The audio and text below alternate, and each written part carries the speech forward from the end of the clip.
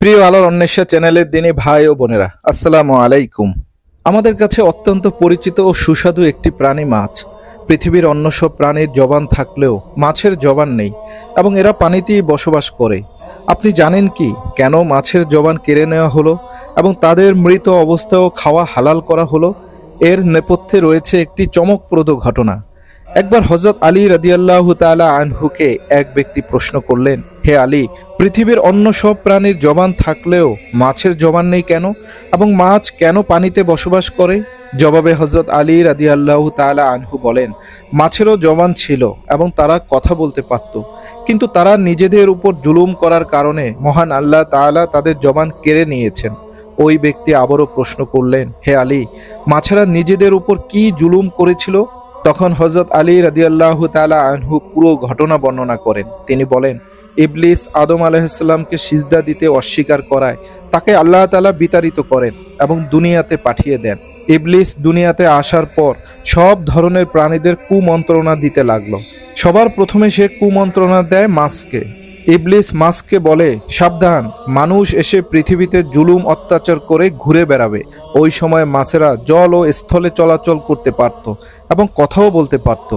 ইবলিস মাছদের বলল, মানুষ পৃথিবীতে এসে তোমাদের জীবিত অবস্থায় টুকরো টুকরো করে কেটে খাবে। মাছেরা ইবলিসের এই কথা শুনে সমুদ্রের অন্যান্য প্রাণীদের মানুষের বিরুদ্ধে এসব কথা বলতে এবং সবাইকে একত্রিত করতে লাগলো। তখন মহান আল্লাহ তাআলা মাছের কথা বলার ক্ষমতা কেড়ে নেওয়ার পাশাপাশি স্থলে চলাচলও বন্ধ করে দেন। এরপর থেকে মাছ আর কথা বলতে পারে না এবং শুধু পানিতে বসবাস করে। শুধু তাই নয়, মাছের জন্য মহান আল্লাহ তাআলা নতুন একটি বিধান জারি করেন। তা হলো, মাছ জবাই করে খাওয়ার প্রয়োজন নেই। তাদের জীবিত কিংবা মৃত উভয় অবস্থায় কাটা যাবে এবং খাওয়া যাবে। বস্তুত মাছ ছাড়া অন্য কোনো প্রাণী জবাই করার আগে মৃত অবস্থায় খাওয়া জায়েজ নেই। এজন্য অন্য সব হালাল প্রাণীকে আল্লাহর নাম নিয়ে জবাই করার বিধান থাকলেও মাছের ক্ষেত্রে তা প্রযোজ্য নয়।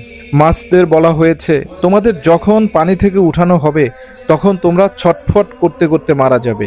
এজন্য মাছদের যখন পানি থেকে উঠানো হয় তখন তাদের দেহের সমস্ত রক্ত তাদের গলার কাছে থাকা একটি বিশেষ গ্রন্থিতে এসে জমা হয় এবং মাছের শরীরের মাংস দূষিত রক্ত থেকে পবিত্র হয়ে যায়।